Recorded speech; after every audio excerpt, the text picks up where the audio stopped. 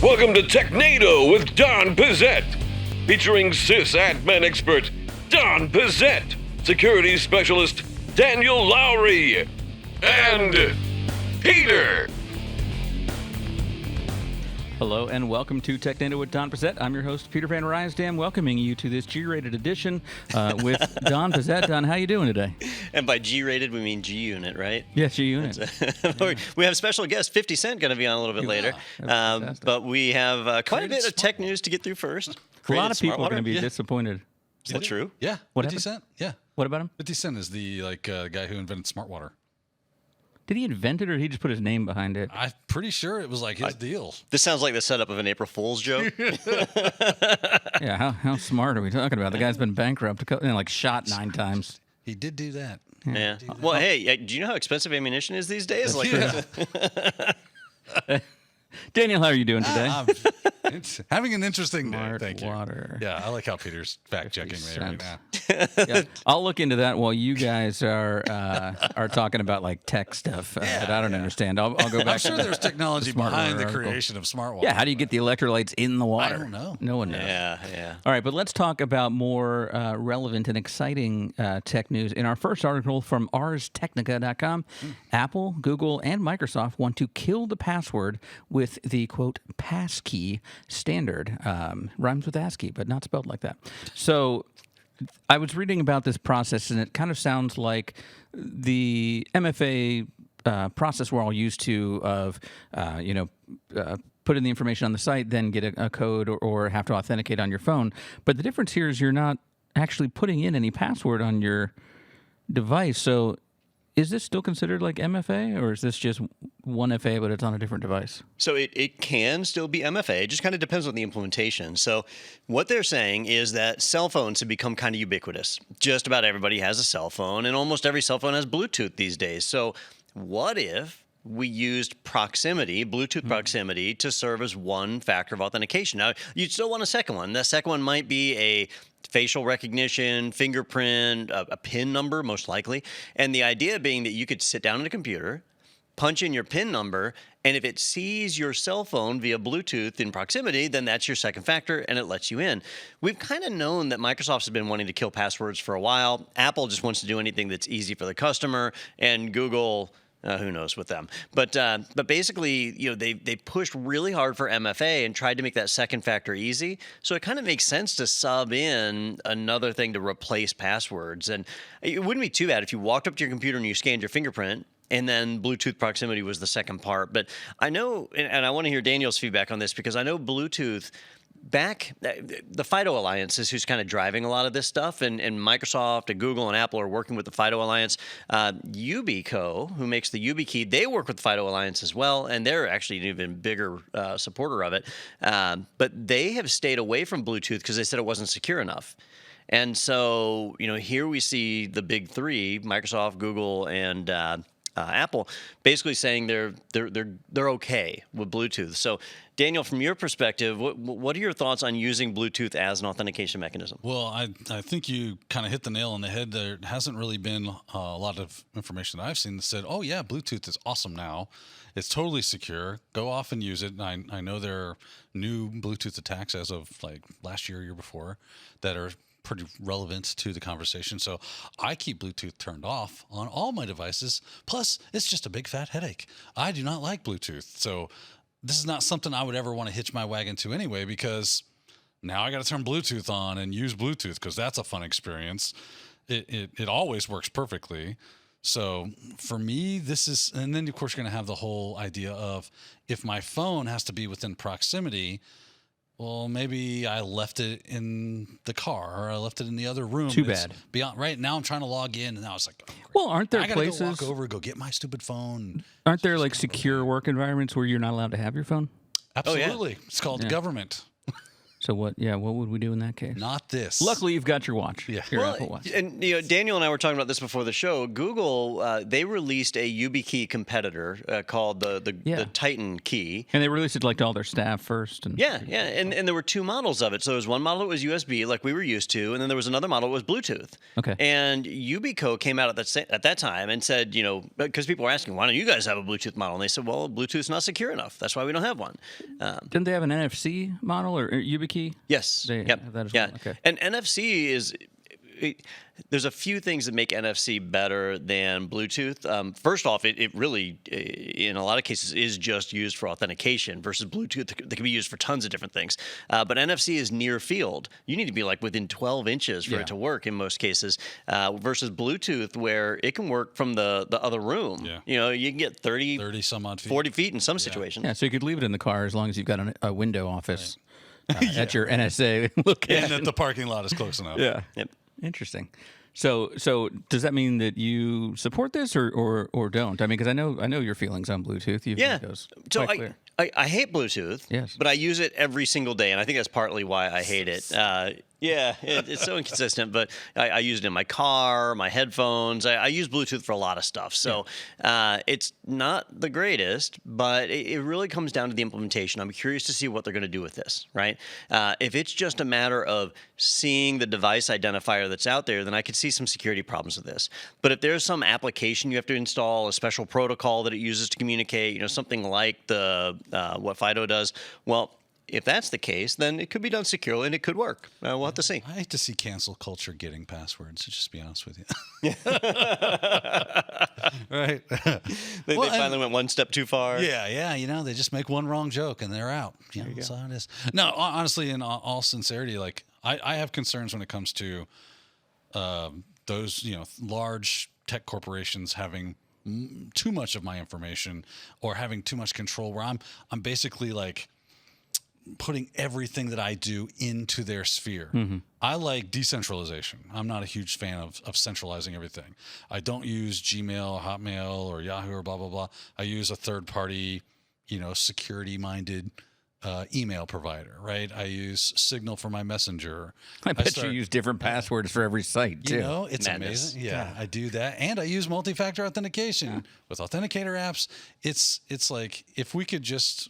So you already have to have your phone Well, with you. I'm wondering if really is the password the problem, or is it our laziness as a society? Well, if you I joke about using Right? the same password, It's hard. but I'm not going to lie. if you take away the password, you take away the option for people to be lazy Right. in that sense. But usually when you do that kind of thing, you make them dependent on your stuff. Yeah. And once I become dependent on you, I'm dependent on you, and I can't do anything without your approval. Yeah. or your That's why say-so. Google's free. That's And why Facebook's it's not free. But Yeah. that's why you don't pay cash for it. Correct. And you see companies like this where they might even start out open and friendly and then change. Right. I mean, I just You saw just this. did this, right? Wait, Office 365, Yeah. right? Or Microsoft 365, where you could use any authenticator app you wanted. So I could use, Authy or the Google Authenticator or whatever, and use that as MFA on your account. But then they just changed it. Now they want you to use the Microsoft Authenticator, not the Google one or Authy or whatever. Like, you've got to use the Microsoft Authenticator because they've added some functionality to make it easier. But it's their app, and I don't necessarily want to do that. I've got all my stuff in a different authenticator. Yeah. Well, to quote Office Space, MFNA, man. Yeah. I think I don't think that was actually in. No, was that not? No. Okay. By the way, I did a little research where you guys were chatting. It's vitamin water, not smart Oh, sorry, water. vitamin water. Thank you. And Fake Curtis news. Jackson, or Fiddy, as I call him, Yeah. got involved when it was already a $100 million company, but before the acquisition with Coke, which is where the big money. So what did came he in. do? He became like a brand ambassador for it, Gotcha, and gotcha, just gotcha. was drinking it in his concerts and Gotcha. every event where it became. Well, there you go. Well, I think it's probably easier to put vitamins in water than it is to make water smart. That's true. So, it's a good business model. That's true. It's true. Yeah. All right. Glad if we you got that sussed out. Yeah, if you have a speaker at home, you want to make it a smart speaker, and just pour some of that smart water in it, That's right? what I do. Seems like it would work. Yeah. Sound logic. Yeah. I Interesting. mean, I've Yeah. had to buy about 40 of them. Yeah. I've got a smart fridge now. I They filled just it with don't smart have waters. longevity. Yeah. Usually after you make them smart, then they go like they don't work at all. Yeah, because they're like, why am I working for you for free? All right, let's move on now to Gizmodo.com. Microsoft Edge, which we talked a lot about last week, just passed Apple Safari as the world's second most popular browser on desktops. I don't want to take credit for that, but I did say now is the time to move forward with this now that they're looking at building their own VPN into it. So I assume that's the Technado bump. Does that we Edge haven't work seen on Mac OS? It It does. That's what Don That's said. the problem. Yeah. Yep. Yeah. So That's what happened. there you go. It People passed. went, oh, thank God. So Google Chrome Condensed still holds the Safari. dominant lead with Firefox in fourth place. So that means, yeah. So okay. So Chrome, Edge, Safari, Firefox. Yep. So Gizmodo was pulling statistics from a company called StatCounter. And I'm not familiar with StatCounter, so I haven't been able to do a deep dive on them to find out how reliable their numbers are. But according to them, you've got Google Chrome with 66.64% of the market share. So literally 2/3 of the market runs Google Chrome. That's some impressive dominance. I mean, that's like back in the 90s when Internet Explorer was dominating. Like, that's the kind of numbers they had. Man, you know what you should do? Give them your password, too. Yeah. It's just the whole ecosystem. It's just there. Maybe I could have them do my work for me. But I was surprised to hear that Safari was in second place. I didn't think it was. That's just because I think people don't know that you can install Chrome on your iPhone. Well, Is this not mobile? this is not mobile. This Okay. is just desktops. Well, I will say, when my daughter came home from school once and was like, "We need to do this for my project," and so I opened Chrome and she's like, "No, you gotta do Safari." I'm like, "No, it's the same thing." Like, she just didn't understand that there was an option. So I think, this is what they've been talking about in Florida. The things that they're indoctrinating kids with in school is that Safari is a better browser. Yeah. Well, all right, so Safari, and here's where I kind of question these numbers a little bit. Safari only runs on Mac OS. They discontinued the Windows version. They never released a Linux version, so it only runs on Mac OS. If you buy a Mac, Safari is pre-installed, and it's the default browser, right? Anybody else does that, it's an antitrust lawsuit, but Apple's allowed to do it. When your market share is that low, it doesn't matter. Now, Macs have less than 10% market share. So how is this possible? So how is this possible? And so that's where I question the numbers a little bit. And so it says that this is just desktops, but I feel like at a minimum they have to be including iPads in this. Yeah.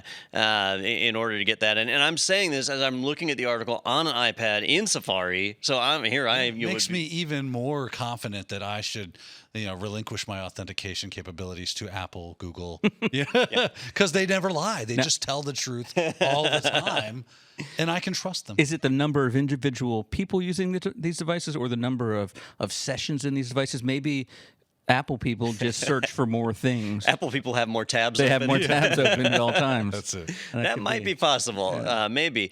But they listed Safari at 9.6% and Microsoft Edge at 10.07%. Now, Microsoft Edge is the default browser that's included with Windows, and there's way more Windows machines out there than Mac, so it seems like these numbers don't match up. I feel like Edge was likely already ahead of it. I know there was a point where if you added the new Edge with old Edge and Internet Explorer, it was a sizable portion. So I'm just not sure how these numbers suss out, but it does show that Microsoft Edge is really getting entrenched, and I've used it quite a bit. It's worked well for me. So as far as browsers concerned, like, I like the idea of Vivaldi. I like the idea of Brave, but anytime I try one of these alternate web browsers, there's always something, some extension that doesn't run, or bookmark sync that doesn't work. Or You see, you already figured out your problem right there. Is you use a bunch of shit. Well, I think web developers too are looking at it and saying, "Hey, there's under 2% market share for this. Why am I wasting my time making sure I'm compatible?" Now, if it's Chromium, it should work anyway. But if it's some unique thing, they're just not going to take the time to make it work. Yeah, the big challenge for somebody creating a new browser. So you take a company like Brave, where they got a lot of donations and stuff, but in the beginning they didn't have a lot of money, so they don't create a mobile browser. They just create the desktop browser. And so now, if I'm the end user and I want my bookmarks to sync to my mobile device, I can't. But if I go with Safari or if I go with Chrome, I can. So it's features like that make it where the big three here are kind of cemented in as the browser you use. I think the lesson here is get 50 Cent to promote your browser, There Brave, you go. and You'd be squared away. you'll be set. Daniel, what browser do you use on your phone? I use multiple. Oh, typically I use Brave. Okay. On the phone, And you're on Android, right? Yeah. Yeah. All right.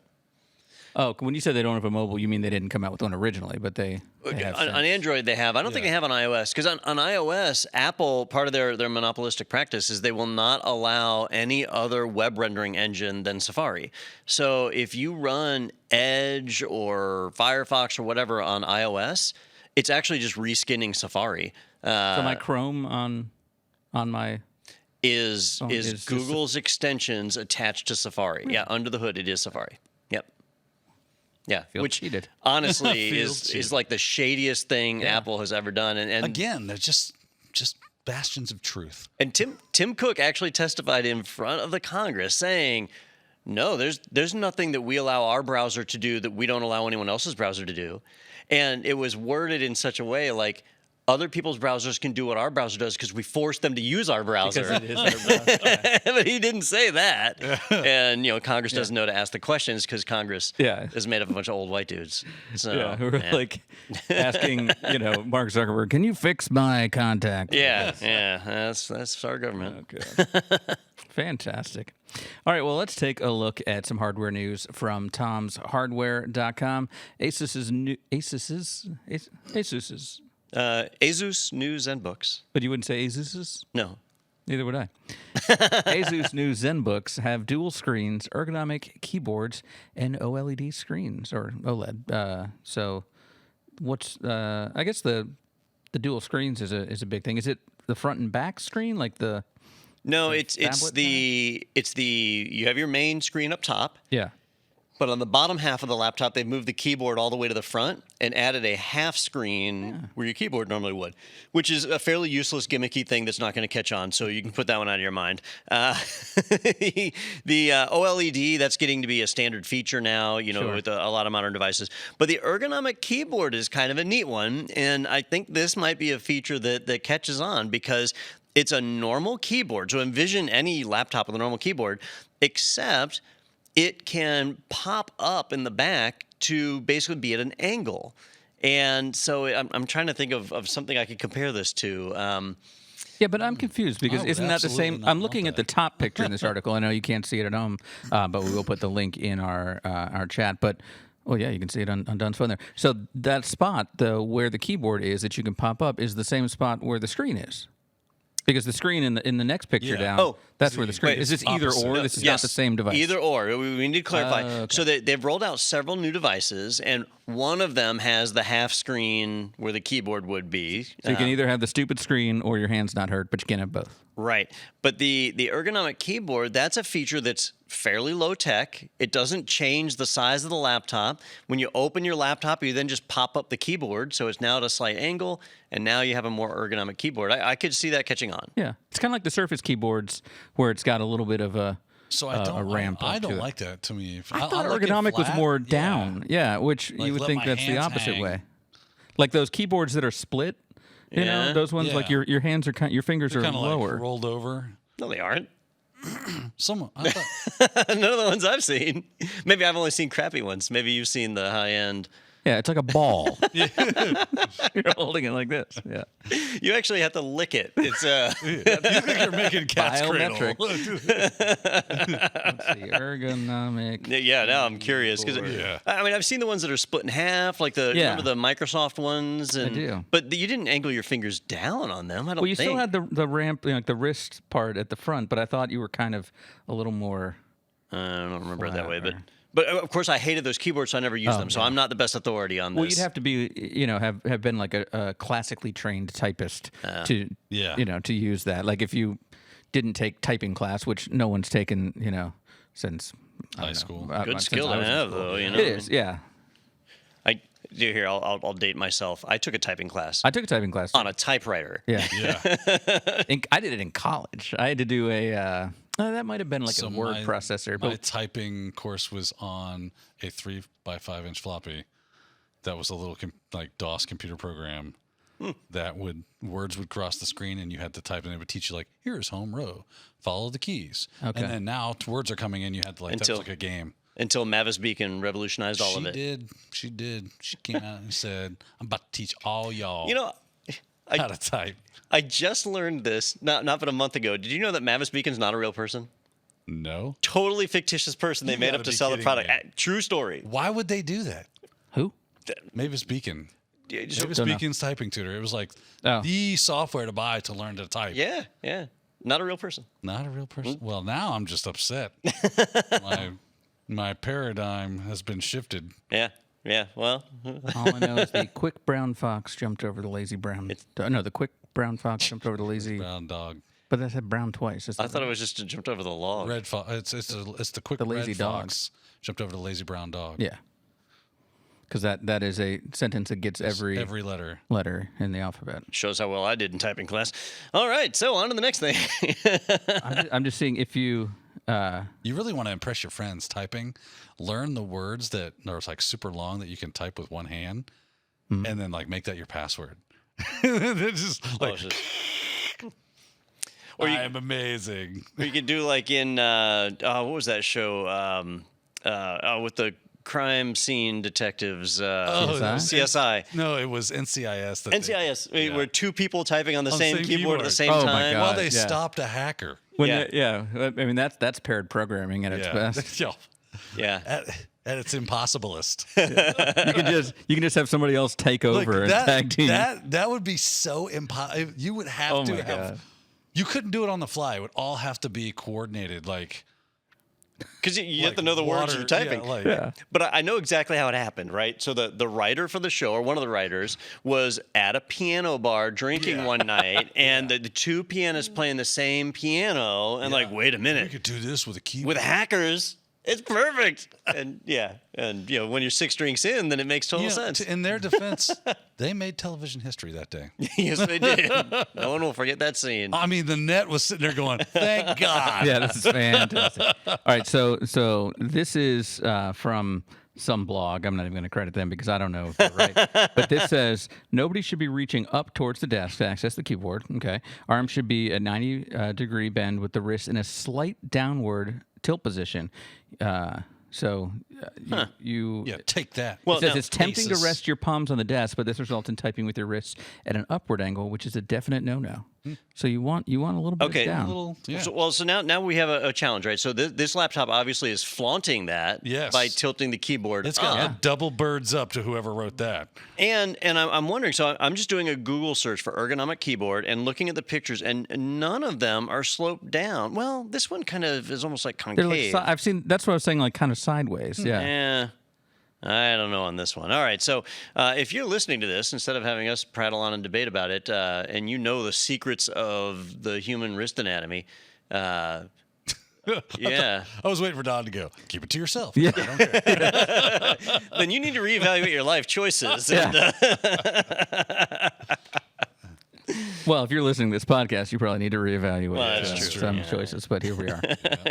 All right. If you're on this podcast, Yeah, you need to reevaluate. Yeah. How have you gotten here? Yeah. That's. What bad decisions? That was a wrong turn somewhere, and it was Yeah. taking wrist anatomy in college. First of all right, let's move on to ours. Is this who got pwned, or we're still on regular? not yet. This is just a All right, regular yeah, old screw regular- up. Oh, All right, perfect. regular old mess up. All right, ArsTechnica.com. Hackers are actively exploiting big IP vulnerability with a 9.8 severity rating. Is it big IP? I mean, it's all capital. Is that Yeah, is that big IP is a product. Oh, okay, gotcha. So the company is F5, and if you're not familiar with F5 networks, they are a vendor of networking infrastructure, but not for regular people. So you don't have an F5 router at home. But if you're a Fortune 500 company pushing or supporting hundreds of thousands of users and millions of customers, it's almost an impossibility that you don't have an F5 device somewhere in your building. So F5 big IP load balancers are very high-end, incredibly expensive devices. I think the cheapest one is something like $30,000, but the normal one is about $70,000. And you never buy one. It's a load balancer. You're going to buy two. At least. At least. I think we had like 3 at the bank I was at. It just kind of depended. How can you balance with 3? Then there's 2 on one You had side. to have 1 at the DR site, 2 in production, and it was just kind of that kind of arrangement. But with global networks the way they are now, people have points of presence or POPs all over the world. So you may have many of these things. Is that what POP stands for? Like an email? No, that's that's post post office office protocol. Oh, okay. I was gonna say Different, different usage. different POP. You just got to know the context. Let you Yeah. know Yes. what the word means or the acronym. So F5 is like the market leader. These are expensive pieces of hardware. They're used by organizations like Netflix and IBM and just any of the big providers that are out there use these things, and they might have had a little screw up. Just a little one. Just a little one? Right? So on their device, it apparently has an API that you can interact with it. So that's a nice feature you'd expect to have on a high-dollar device like this one. And that API might have one endpoint where it allows you to interact with a shell to be able to issue commands on the device remotely. All right, another nice feature. And that endpoint might allow root access in certain situations, again, because you might need that to send some changes, which, again, a nice feature to have. And it might allow you to send root commands or commands and execute them as root without a password. That seems like a problem. Well, no. I mean, think about how fast. I mean, it'd be fast as hell. Yeah. You don't have to bother with all the authentication They stuff. heard about Apple and Microsoft and Google going, passwords are stupid. Oh, they thought it was passwordless. Yeah, that's right. He's like, my phone is right next to Passkey. this thing. It's I don't revolutionary. understand what the problem is. This is like when Secure. This is like when Apple got rid of the headphone jack, right? So Right, F5 said, we're going to be brave. Yeah, we're Yeah. passwordless. Yeah. right. They're ahead of the game. I didn't even think right. about And that. soon we'll be customerless. Gotta buy some F5 There's stuff. got to be like a technology bravery award that they could win. Right? Trailblazers. Yeah, so this is bad, right? Yeah. It's really bad. Just say it was a 9.8. A 9.8. So the reason they give it a Out of 10? 9.8, yeah, and sometimes they What the Is this like- actual crazy here. hell would it need to be a 10? Is this like Olympic gymnastics though, where like, if you fall off the balance beam 4 times, you still get like a 9.7? No. no 9.8's bad. 9.8 is pretty bad, rare. yeah.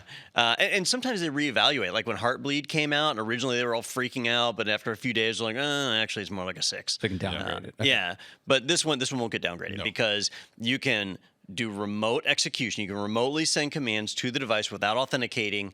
It'll run it in its web server. Its web server runs as root. That means you have root execution remotely. It's really bad, and they've already pushed a patch out for it if you can get the update. But this is already being exploited in the wild too. So You know what I love is when they push a patch for things like this. And yes, it fixes the problem and then opens up like a very similar one.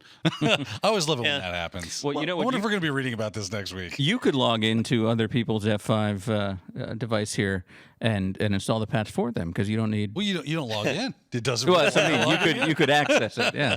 Yes. Well, let me tell you how this is even worse, right? So these are not devices that small and medium businesses use. These are Yeah. devices that massive Fortune enterprises. 500. And they even said Fortune in the 100. article of the Fortune 50. 48 of the Fortune 50 use Yeah. these devices, right? Yeah. That's how common these are. But sometimes we joke like, hey, a patch comes out, I'll just install it on the laptop, see what happens, right?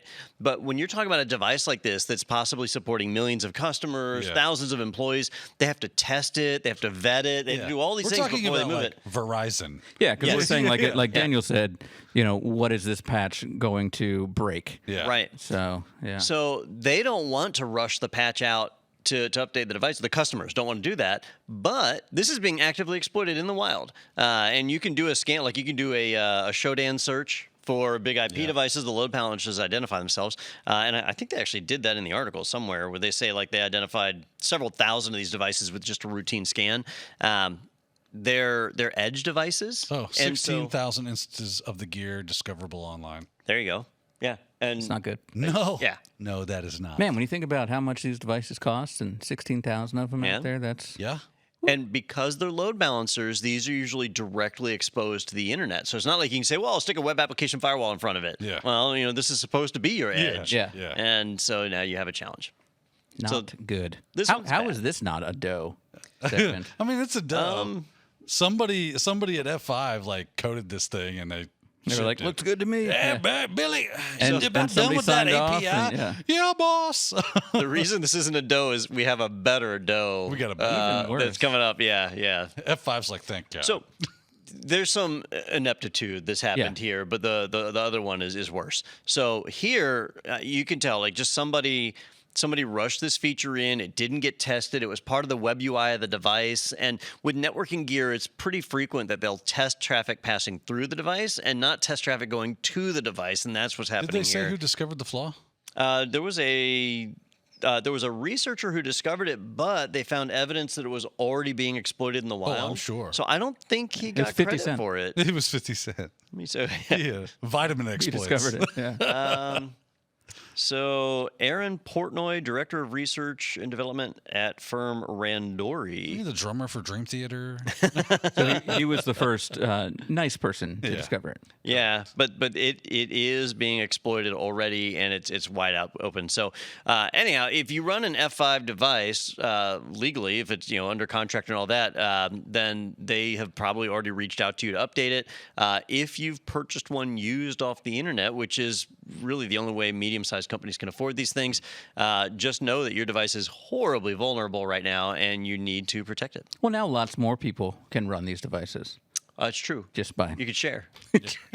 just by doing a scan on the internet. I'm just gonna borrow Yeah. for a minute. Yeah. No big deal. All right. Well, let's take a look at what that other ridiculous story is in our next segment, which is dough.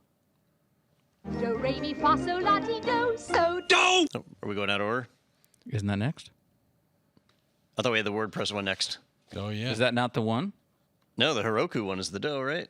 Dough. WordPress WordPress. sites Oh. getting hacked. All right. Well, it'll be the dough then. So what's the Heroku one? That's a Who Got Pwned, right? Oh, it is. I got them backwards. Oh. All right. Well, is this one worse than the last one? No, I don't think so. All right, so we'll take that statement back. But this is bad. But, This It's still not good. So, yes. I was talking to Daniel about this one, and it's creative. In fact, here, why don't let me you do the introduce headline? you. Yeah. So this is from the Daily Swig, which is portswigger.net.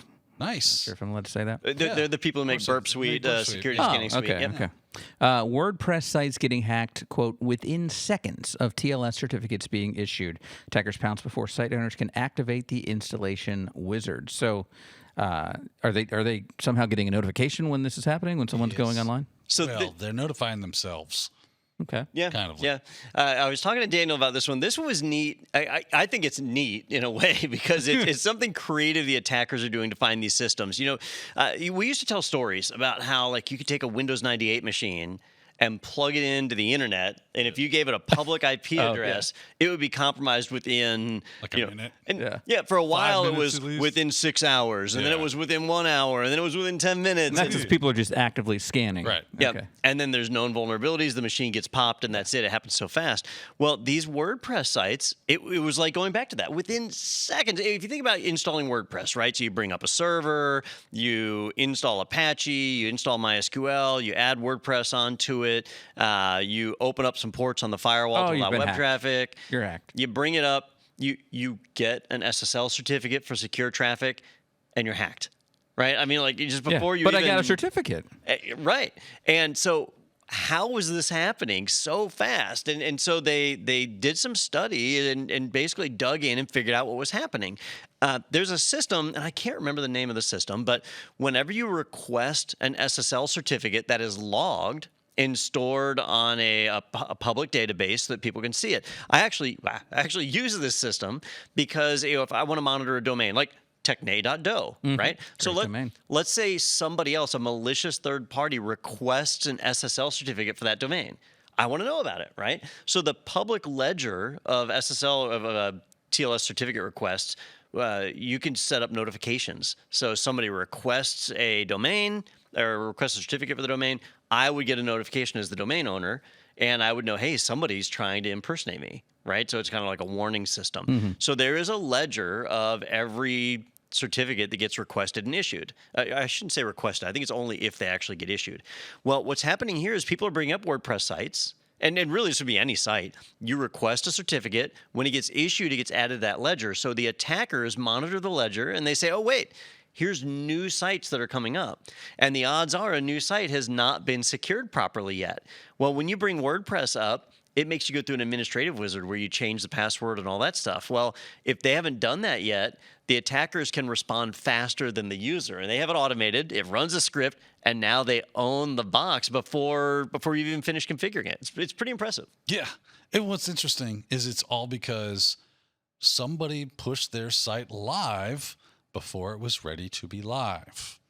Which happens because if you want to request a certificate, It has to be up. most people do web authentication for that. Yeah. They say like you need to copy this file and store it in the root directory of your web server to prove that you have control of the site. And so that's why people bring them online like this. You see it with Let's Encrypt.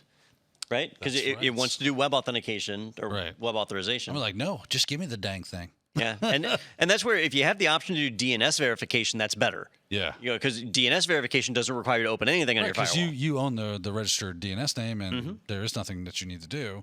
So, I mean, if you're firing up a WordPress site, you probably have a domain as well, right? Yeah. So why not just use that? Well, I can tell you my own experience, which Yeah. is most DNS providers don't provide an API for you to automate the process. So it's manual. You have to manually verify. Well, if you're bringing up a ton of sites, you don't want to do that. Versus dropping a file into the root of your web directory, you can automate that really easy. So if I want to bring up 1,000 WordPress sites with 1,000 different SSL certs, I can use Let's Encrypt CertBot to automate that process. You just have to and I'm say done. you were lazy, Don. That's all. Well, yeah. Ultimately, I'm not paid by the hour. I'm not doing that. If I was paid by the hour, I would love to do DNS Plus- verification all day long. I like what these hackers are doing with these sites. You said it's creative. Really nice. You know, you bring up a WordPress site and you're like, man, how am I going to get some content on here? And now the hackers do it for you. Yeah, they've already put content. It's about their Bitcoin That's it. Yep. mining. And the Taliban and Sure. whatever. All sorts of but- good stuff. Yeah, but that's the kind of thing that drives traffic. Controversy. So I thought this was it was a novel approach, a new way to like find servers that hadn't been secured, and WordPress is what's being hit here because of the way the default wizard is. But this would work with Drupal or Joomla or anything else that has some kind of setup wizard. Yeah. Interesting. Now, and you say novel. I thought this article said this has actually been happening for years. Oh, has it? Yeah, it's just now becoming like such a problem. Well, it's new to me. How about that? There you go. All right. I was like, really? They've been doing this a while, huh? It's like when you buy a used car. It's new to yeah, me. this is a new car. Yeah. Well, So so got that I smell. sprayed it with that stuff.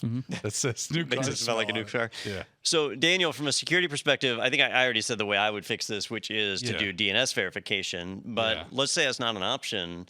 How else could we protect ourselves from this? How else could you protect yourself from this? That would be difficult. I mean, if you're exposing an unsecured website and via a CMS package like WordPress, and you don't have any kind of security around it, you don't want to do that. You would have to like maybe firewalls. You could like say if it's not coming from here on the outside, then don't allow the traffic. So you could stand that up and just be really tight with the firewall and say, and just open the port up or the IP from your certificate vendor and say, okay, give me an IP that I know is going to be able to contact this thing, and that's the only IP I'm allowing. Yeah. And that way you can do your automated thing and everything's good. So if I'm not coming from that, then they wouldn't be able to contact the other part of the site. Everything would be firewalled off. That's what I'd do too. I'm trying to think of other ways I would handle this. So, one approach you could take is if you're using Apache, Yeah. you can set up virtual hosts, right? So your WordPress site, you can move to a non-standard port, running on like port 8080. Right. But then for the web verification for your certificate, that's just on port 80. So you could have an empty virtual host that just had that temporary file. So you'd have to be a little bit more, you'd have to think about it a little bit more. Yeah. If you're a user that's just following the WordPress quick install guide, you're screwed. So, I guess that's Which where is it like stands. 95% of the people that are doing it. Yeah, you're like, all right, step 7, get hacked. Or you know what Step you could 8, do? You could use a hosted WordPress, right? Yeah. So you don't that stuff's already like taken care of on the back end. Yeah, GoDaddy, WP Engine, Yeah. Pagely. I think there's several companies out Yeah. there that do hosted WordPress. Yeah. All right, well, let's shift gears now to the story that Don was alluding to before, the hackiest of hacks for this week, hackiest of hacks. and in our segment, which is Who Got Pwned? Looks like you're about to get pwned. Fatality. Gross. All right. This one is from bleepingcomputer.com. Heroku admits that customer credentials were stolen in cyberattack. Oh, that's nice of them to let us know. How long I believe past it's the the law. attack did they? Yeah, well, it's the law in Great Britain, right? Is it the law here in the Americas? I would say yes. So it depends. The California privacy okay. regulations do have a time limit. In this case, Heroku, if you're not familiar with Heroku, let's start there. Heroku is kind of like a programmer-focused Amazon Web Services. You can spin up these virtual machines to run processes. They have a real focus on not like kind of like containerized applications where you write an application and you deploy it on a virtual machine that's up in their environment and you get it up and running. They were a startup. They grew. They got acquired by another startup, a little company called Salesforce. Heard of that. And so they're no longer considered a little startup, right? They have billions of dollars in investment behind them, and they're owned by one of the most technologically enabled companies in the world. Salesforce has a huge infrastructure that is there for support. Well, Heroku has shown exactly what not to do when it comes to incident response. Basically, what happens is Heroku had a breach. The hackers were able to penetrate their network and gain access to resources. So they set a couch on fire and cried. Yeah, Heroku didn't tell anybody. And then they started resetting some user passwords. And so random Heroku users were getting emails saying, hey, your account password had to be reset. Well, that was it. There was no other communication. And so people started posting on Hacker News. And I started seeing some of the posts pop up there where people were saying, hey, anybody else getting these notices? And more people, and you realize pretty quickly, like, they've had a breach. Has anybody received a notification? And they would reach out to Heroku, and the only commentary they get back is, we're not aware of a breach at this time, or unauthorized access may have occurred, but as far as we are aware, no customer data was accessed. Well, it's been weeks now, and they are finally admitting that not only were they breached, but customer credentials, OAuth tokens, and access to customer infrastructure was indeed compromised. So Heroku has had a full-blown cyber attack, and they have totally dropped the ball on notifications. Like we meant to say, as far as you're aware, credentials haven't been breached. Now, Don, let me just get your take on this. When you hear that one of the providers that you use has had some sort of security incident, do you assume that they were able to mitigate that effectively, or do you assume that there's couches on fire and people sobbing in the hallways? I do like to give people the benefit of the doubt that if there was a breach, they've got to figure out what was accessed. Yeah. Right. And so maybe on their initial scan, they just don't see anything that was accessed. And like, all right, well, somebody gained access to our VPN, but it looks like they stopped there. And that was it. So do we need to notify the entire customer base if the customer's data wasn't affected? Maybe not. They have to make a decision, right? Well, from there, we end up in this world where there's like two forks in the path, right? And in one fork, they bring in some really talented people. They dig in, they find out exactly what the attackers accessed, and then they inform us. In the other fork, they stumble around in the darkness, completely inept, and just assume the hacker didn't access anything. And a month later, when all the user data is being sold on the dark web, they realize, like, oh, well, it turns out they're going to tell us what they accessed. and it looks like that's what we're getting here. By way of, we would like some money. So when I see that happen, when I see something inept like this occur, that will usually cause me to stop doing business with that company. And I can give you an example. Like, we used to use a web application firewall called Imperva. Yeah. Imperva was owned by Encapsula, something that had a strange other name. But anyhow, they had where one of their engineers had a test system that was brought up, but the test system included authentication tokens for customers, like actual production data. Fun. And it was not secured, and attackers got into it. And they didn't disclose that for quite some time. It took them a while to disclose it out. I was really unhappy with the way they disclosed it. And their CEO put out a statement that was like completely unapologetic. And so we moved away from that. We stopped using that web application firewall. But I mean, like, yeah, and I like that. I think that's interesting information. Like, yes, if you break that trust between me as your customer and you as my provider, I'm totally going to go take my business somewhere else. But like, let's say you heard, like, I know this never happens, but something like Okta gets hacked. Yeah. Do you go and change your GitHub password that day, or do you just go, It's already we'll been wait and changed see? for you. Yeah. So I did change my password So that did day. I. Absolutely. I'll go even further back, right? Yeah. So years ago, the early days of the podcast, I don't know if you were with us then, Daniel, but it was when RSA was acting all weird. And they were talking about mailing new tokens to people. And I said, oh, this is bad. Like this means like that an outside force got access to the private keys. And those are now and have invalidated the secure ID tokens. Well, RSA was being really tight-lipped about it. And many people were saying, this is dicey, they're not taking credit or whatever. Yeah. But I said at the time, I was like, well, they might not be allowed to. The U.S. government uses those secure ID tokens for really sensitive stuff, and I bet the government is not allowing them to disclose.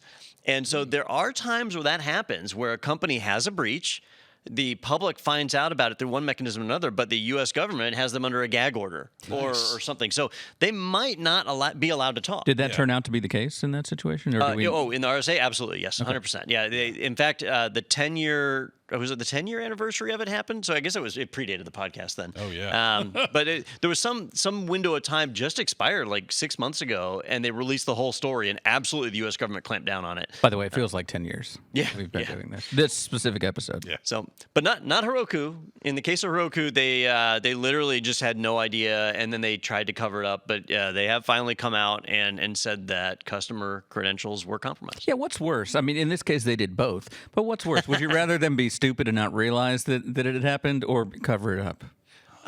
Stupid to not realize. Because it's not malicious at that point. Right. I mean, but neither one anybody gives could you overlook faith. something, Yeah. but you are absolutely trying to deceive and manipulate information after the fact. And that tells you about And that tells the me all ethics about and them, morals of the right. company. Yeah. That's Yeah, fair. and they would need to have a change of leadership for me to continue to trust. And if they don't, and that was the thing with like Imperva, where they didn't have a change of leadership, they just stuck with it, and I think they did finally get acquired. This says in 2014, February, Imperva bought the remaining part of Encapsula, and Oh, there we go. became Okay. a product line within the parent company. Okay. So, yeah, it happens. We're going to see a lot of this. Companies get breached, right? Attackers are really talented. There's people like Daniel out there. Lots of people better than Daniel. Way better than I was Daniel. on the dark web today, and I was like, dang, these guys are crazy good. And People like John Hammond, He's good. who will be on. Can I use this as a segue, or do you have sure. more to say? Yeah. People like John Hammond, we'll edit that part out where I ask, who will be on our next webinar. If you head over to itpro.tv/webinars, you can sign up for all of ours. And the next one is all things cybersecurity with Daniel and John Hammond talking together at our brand new video wall. Going to be really cool. Sophie's going to be in there with you. We're going to be taking questions live, not That like is normal. it's not like a webinar. Normally we take webinar. questions at the end, and after what we've presented something. In this case, it's you guys are telling us what we're talking about, what the topic is. It's more of like a conversation. Exactly. Like what we're doing right now. We might have some interesting things to start the conversation, but once it's going, you as the audience out there are a part of this, and if you say something that's interesting, it will become a part of the conversation during that time. Yeah, only if it's interesting. And that takes place Thursday, May 19th at 2 p.m. Eastern Time. So, head over to itpro.tv/webinars where you can register for that one and make sure you're in. Yeah, and if you hate video walls and technology, you could always come and meet with me and John Hammond in person because we'll all be at RSA. You will be, and that's June 6th Yep. at a time. June 6th in the morning. In the California morning time at out at RSA. If you're out there, it'll be in your packet or whatever app they give you. But We'll be doing a roundtable Monday morning. John Strand from Black Hills Information Security. Yep. And Rita Gurovich from Sphere. From Sphere, Sphere Co. Yeah. Yep. So we'll be presenting, and then on Tuesday I'll just be roaming the expo hall floor and trying to meet people and learn new technology. So if you see us out there, make sure you say hi. You know what I'm going to do? I'm going to give you a handful of Technado stickers. No way. And if you see Don, tackle him and take one of the Absolutely. stickers and his YubiKey. And whoever gets his something YubiKey. crazy, like the pandas are gonna kill us, or, Yeah. All right, maybe he'll give you a sticker. He'll give you a sticker Hey, if he sees you. If it lets me, go viral like Dave Chappelle, then That's true. Yeah. Yeah, that was crazy, right? And then we will beat the crap out of you. Did you see that dude's arm? Yes. Yeah. Oh man. So it didn't look like that when he jumped on stage. Yeah, probably not. Yeah, you have an extra elbow now. Have you heard of bodyguards before? Yeah, that was bad. The greatest thing was Chris Rock was there. Yes. And he came out and made a Was that Will comment. Smith? Yeah. Like, oh, it's perfect. That not only, I was like, someone's going to make that joke. Oh, Chris Rock actually made the joke. Gets to be the one to Perfect. make that Good joke. for him. He earned that right. He did. All right. Yeah. So check out that at RSA. I don't know if they're live streaming all that, but even if you're not able to attend, I'm sure someone will get in there with the Yeah, at a minimum, they'll live stream the footage of me getting thrown out. Yes. Yeah. Yeah. It'll be fantastic. And the person that tackles. Can't wait to getting see your thrown. arm. All right. And also, while you're on the internet, head over to that website that Don mentioned earlier, technado.do, also known as technado.com. And over there, you can check out a little bit more about the podcast, see all the past episodes. You can find out more about all the staff that works behind the scenes. You can order some Technado swag. You can even send in feedback and let us know how you have hacked Heroku and I don't know, stuff like that. But How many F5 big IP boxes you've pwned? yeah, exactly. Yeah, how many you own now? And you can also click the big orange button in the corner that says sponsored by IT Pro TV, and you can get a 30% off coupon code for the lifetime of your personal subscription to IT Pro TV. You can also request a team trial to find out all the great features available to teams from IT Pro TV as well, like the Pro Portal and all that good stuff. So check that out at technado.com. All right, thanks, guys. Yeah, our first G-rated episode. I think we nailed it. I threw an S-bomb in there. So. Oh, okay. Never mind. Great. Never mind. Now it's PG. Now you got to get your parents. Gotta check that button for not made for children. All right, I'm gonna go look into ergonomic keyboards because I've already gone down a rabbit hole of like why Case of vitamin water. well, every website I see says you want a negative tilt, yet every ergonomic keyboard I see is a positive tilt. Yeah. So I don't know why. What's up with that? Because when you search ergonomic on like Amazon, it's even showing you the keyboard trays that are tilted away. So I've got to buy the keyboard tilted up and get a tray tilted down so I can makes put no those sense. I together. want to say I had a desk that had a tray that did that, and it tilted. They down. had I thought we had them here originally, or at the old office that you could. It's all fun and games till the keyboard just slides off. Yeah. So if you know the answer to that mystery, make sure to use the contact form right into us because we have no idea. Yeah, if you see Don at RSA, tell him, say something about his mom, get a sticker, and we'll see you guys next week right here on Technado.